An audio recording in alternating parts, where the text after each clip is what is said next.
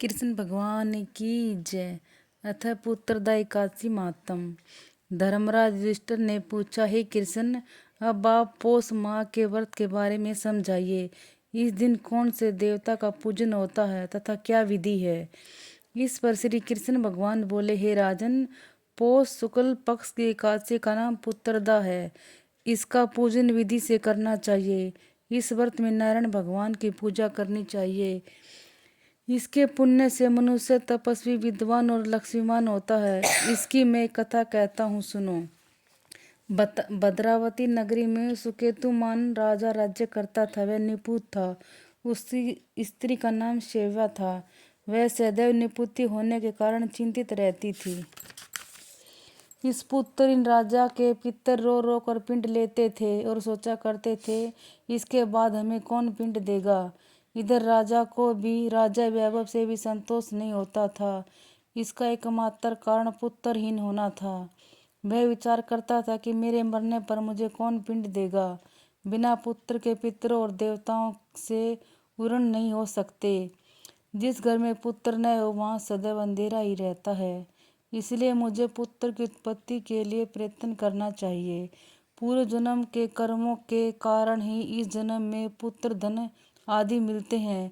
इस तरह राजा दिन रात इसी चिंता में लगा रहता था। एक दिन राजा ने अपना शरीर त्याग देने की सोची, परंतु विचार करने लगा कि आत्मघात करना महापाप है। राजा इस तरह मन में विचार कर एक दिन छिपकर वन को चला गया।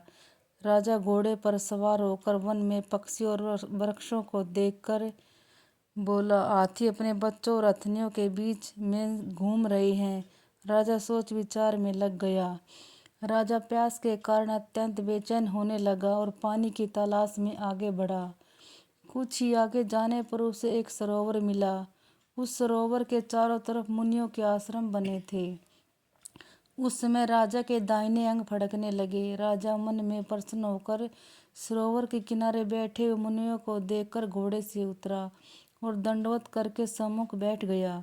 राजा को देखकर मुनीश्वर बोले कि हे राजन, हम तुमसे अत्यंत प्रसन्न हैं। तुम इस जगह कैसे आए हो, सो कहो। इस पर राजा ने उनसे पूछा, हे मुनीश्वरों, आप कौन हैं और किस लिए यहाँ हैं, सो कहो। मुनि बोले, हे राजन, आज पुत्र की इच्छा करने वाले को संतान देने वाली पुत्रदा एकादशी है। हम लोग विश्वदेव हैं और इस सरोवर पर स्नान करने आए हैं। इस पर राजा बोला, हे मुनीश्वर, मेरे भी कोई पुत्र नहीं है। यदि आप मुझे पर प्रसन्न हो तो एक पुत्र का वरदान दीजिए। मुनि बोला, हे राजन, आज पुत्रदा एकादशी है। आप इसका अवश्य ही व्रत करें। भगवान की कृपा से आपके पुत्र अवश्य ही होगा। मुनि के वचनों के अनुसार राजा ने एकादशी का व्रत किया और द्वादशी को पारायण किया और मुनियों को प्रणाम करके अंत में अपने महल को वापिस आया।